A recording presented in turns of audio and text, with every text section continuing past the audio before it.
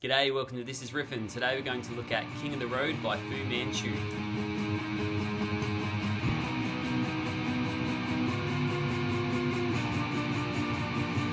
Another banger track by Fumanchu and a super fun one to play. As with all my videos, just please note they're not 100% correct, they're more just a guide for you. And especially with the tab on the screen, I've just put the frets or numbers together just to help it come across a bit more easier for you, but the notational values or the rhythms are not correct at all there. Today I'm just playing through my old faithful Fender Jag, which is fitted with Bob Bouch railhammer pickups, which is rather fitting, and playing through my usual Fender Champion 100 solid. And that's just got an overdrive setting to my liking, so no pedals or anything. I've had a fair old crack for Bob's solos in this song, so by all means they're not going to be spot on either, but as long as you follow the frets or the numbers on the screen, they should be pretty sweet.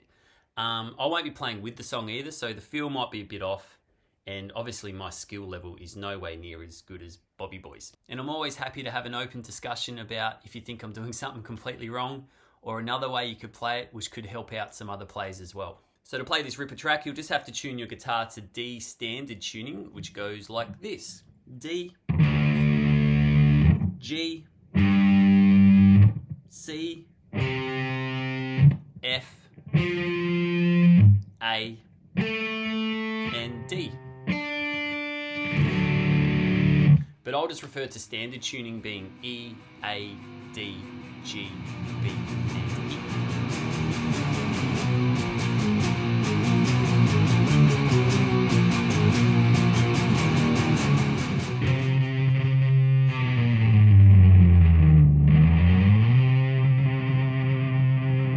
That's just my rough attempt at what you can do for the intro. I think they're probably just down tuning and then going back up, maybe. But you can just get away by going to fret 10, sliding down, and then sliding back up.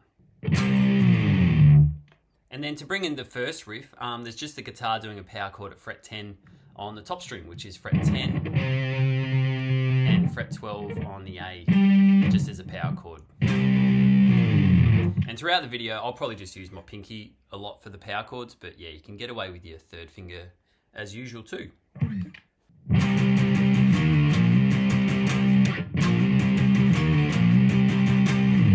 It appears live that Scott's playing this riff around 8 and 10, so I'm just going to go with that, but it also looks like Bob plays a lot of this riff down the bottom as well, so it's up to you, and I'll give you both ways so you can choose whichever way you please. So you're going to start on fret 10 on the top string as a power chord, so 10 and 12 on the A string, either with your third finger or your pinky as I mentioned before. And then you'll strum that 10 5 times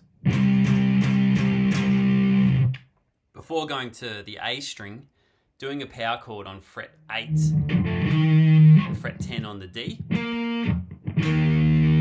And you'll strum that once before sliding to 7. So just keep that same power chord shape. And that's 7 on the A and 9 on the D. Then you'll come up to fret 8 on the top string as a power chord, slide to fret 10, and then strum it 4 more times. So I'll sort of do that again, a bit slower.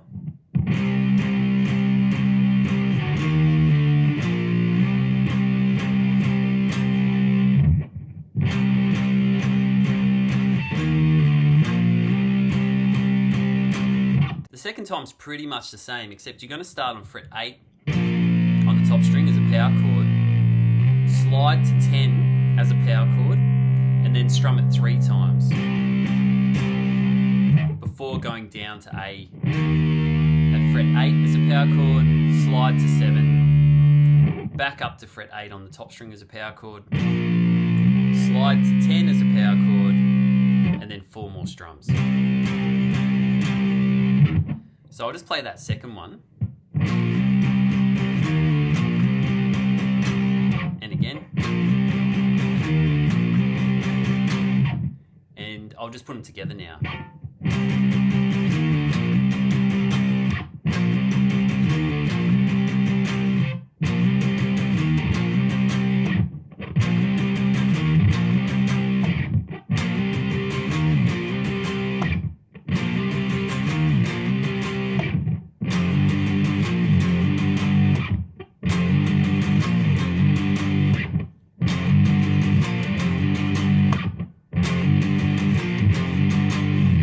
I just gave you an example of both ways you could do it here, and it's just because live it looks like Scott's doing it up here, as I was talking about earlier, where Bob's doing it down here. And what was also cool is you can hear a good contrast between the two there compared to where it's a bit brighter. So when you put them together, you get a cool contrast of tones going on. So possibly on the album they're doing that. And then it's sort of similar to the next bit where I went to 8 on top instead of down to 3 on the A. And so I just gave you that as an idea of which way you could do it. So both versions are pretty similar to that first intro riff. There's just a few little differences here. So Scott's starting at fret 8 on the top string as a power chord. 1 strum before sliding to 10. And then 3 more strums of 10. Straight down to 8 on the A string as a power chord. So 8, 10 on the D. And then you're going to come straight back up to 8 on the top string with a slide to 10, followed by 2 strums.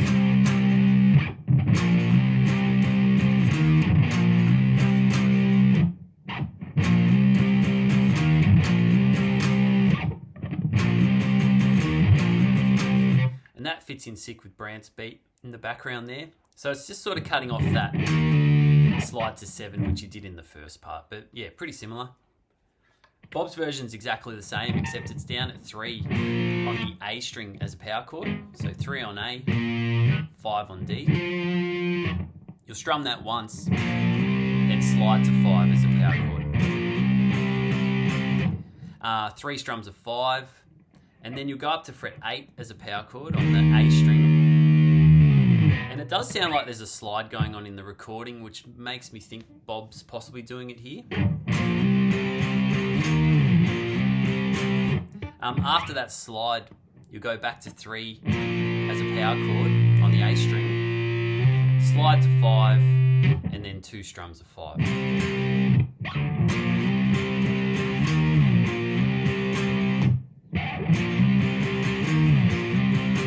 And then after you play through that riff, you'll then do pretty much exactly the same thing, but on the top string.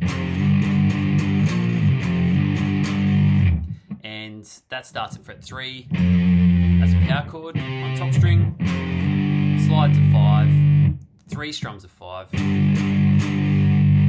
up to 8 as a power chord, slide down, back to 3, slide to 5, then 2 5s.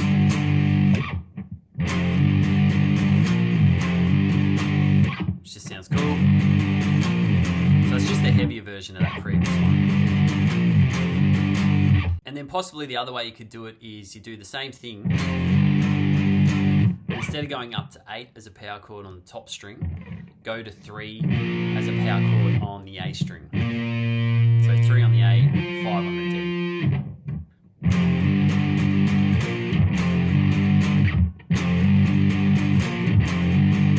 So either way you can't go wrong. There's 3 on the A or 8 on the top string, which I sort of prefer that one because it's just got a bit more meatiness to it. Plus you can get that cool slide in too.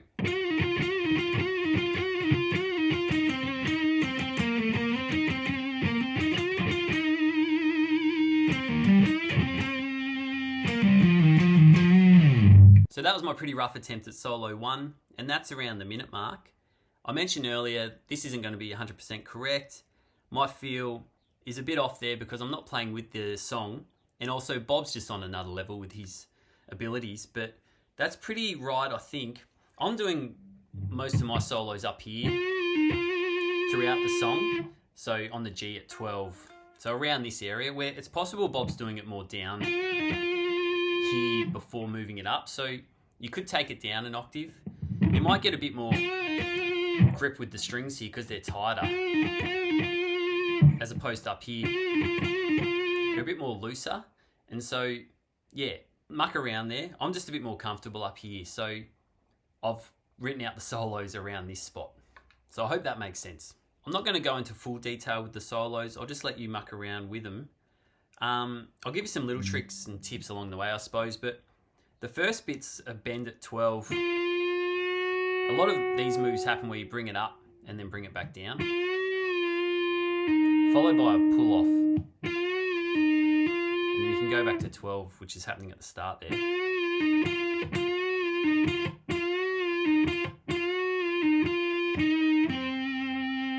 And I'm using my first and third quite a bit, which helps a lot with these movements, especially when it's like 10-12 stuff. A lot of vibratos.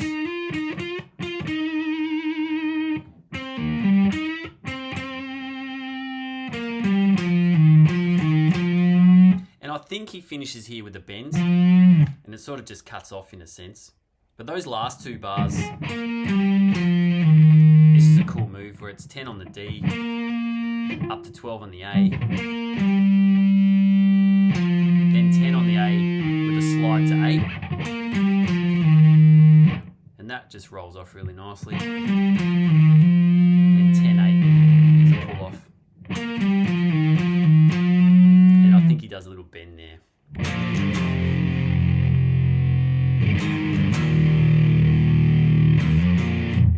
At the end of the solo, there's just an extra little riff in the background, and that starts at fret 3 on the A string as a power chord, which then goes up to fret 3 on the top string as a power chord. And you can whip in and open between the chord changes. It's just thrown in there. And you don't even know it's there, so you can chuck that in if you want. And then you'll do the same move on fret 1 on the A string, coming up to fret 1 on the top string. And again, you can whip in that open if you want.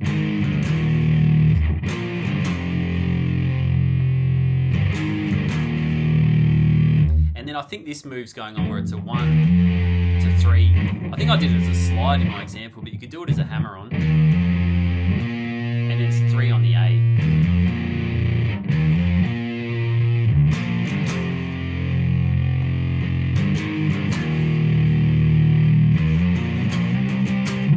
Kick back into that verse riff again.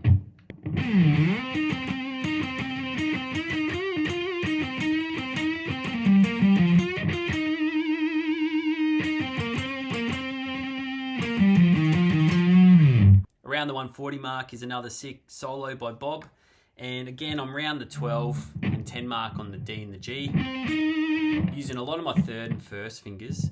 That one was pretty tricky to get the feel right there, but again, those frets should be pretty sweet. I started this one with a slide going down and back up, but you could just do a slide going up to 12. And I'd suggest you use your third finger there, because then that allows you to get to 10 on the G with your first finger. Allows it just to flow a bit easier. At the end of bar 7, there's just a really cool move that he does. So I'd really suggest you use your third and first finger again for that. Because when you get to that A with the 10, it allows you to get down to G with your third finger. And with a lot of these bends, just get your mates behind you there. It gives you a bit more control.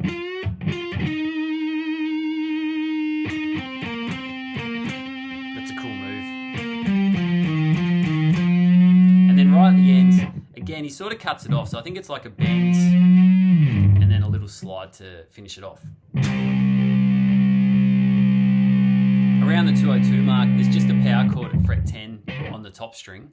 You could also do it at fret 5 on the A string if you wanted, and you just let that ring out. And that kicks into a cool little breakdown bit with Brant and Brad before kicking into some next rounds of solos.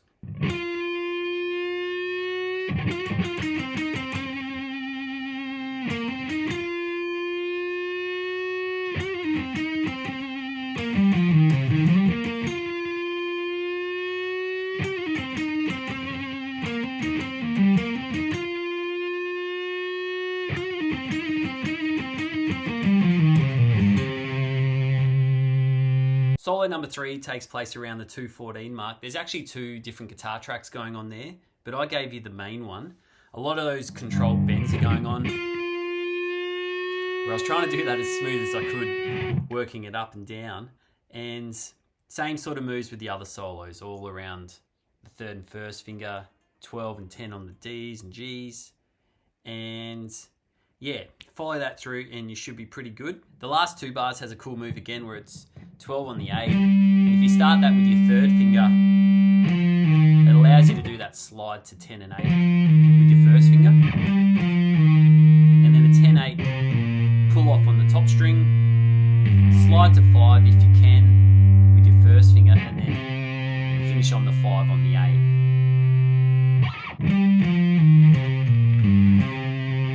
So yeah, that's a really cool move.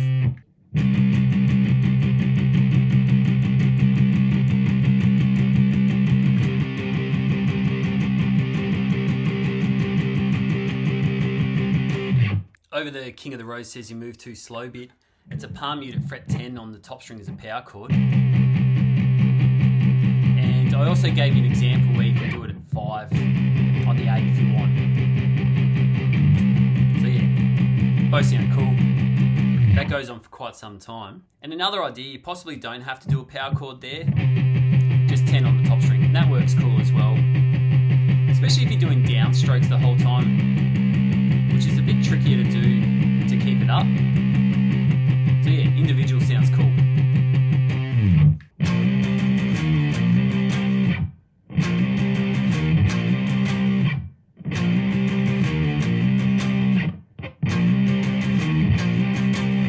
At the 3-minute mark, the main riff's introduced again, and so there's a couple of ways you could play this, where you can do the slide 8 to 7 on the A, or you could just do a straight 8 on the A. So either one sounds sweet. I definitely feel like there's an 8 to 7 in there somewhere.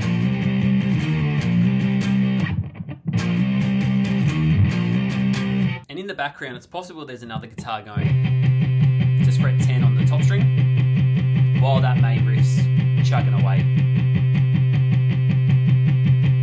Possibly could be a power chord. So yeah, either way. And then that will finish by doing this riff.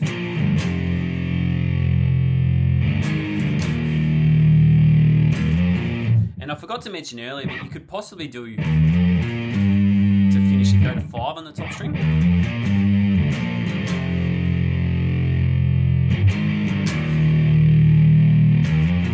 In that bit, I naturally whip in those sort of dead chord or dead notes or whatever you want to call them in there. So that sort of just helps keep the flow going. So I sort of do it just before that bit. So yeah, that's all I'm doing there.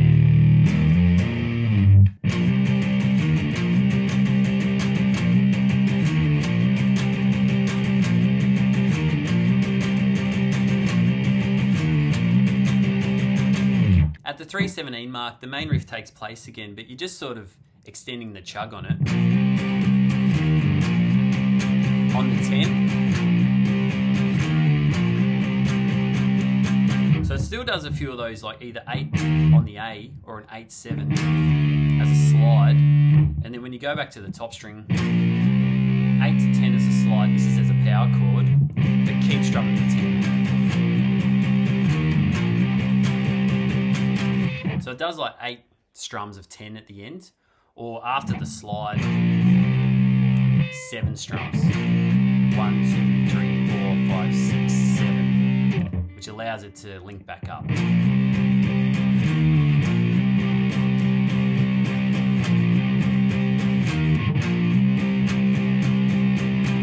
At the 3:30 mark, there's another little guitar doing some licks in the background. Around the 12 and 10 mark on the G, 12 on the D. I'm not going to go into that in detail, but that's there, and that's just before the last solo kicks in.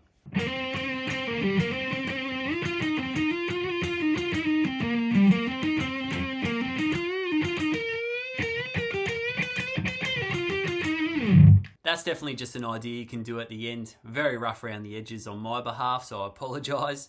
But again, it's pretty close to what he's doing there. And then I actually did start it down here.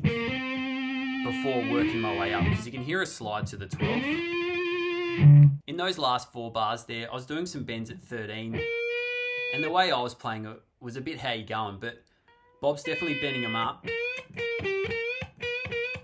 sort of up and down. So just play around with that. And then the ending I was pretty rough as well.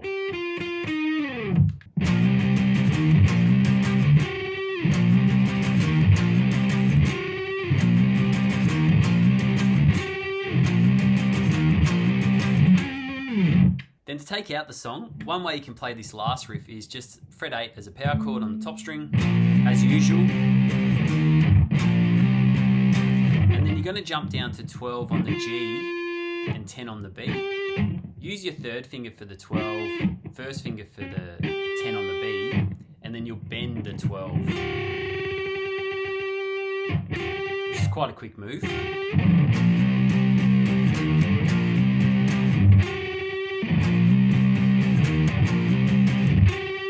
And then on the very last one of the tracks does like a bend at 12 with a slide on the D. Which could also be 7 on the G if you want it as well. That 7 might work if Bob's actually playing it down here.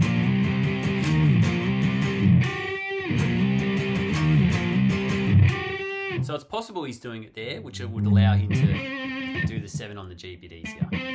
So yeah, that's just another idea of how you can play it. I find the move up here a bit easier, but yeah, you're cool. Such a good track by The Foo. If you've got any questions, please leave a comment below and I'll catch you soon. Bye.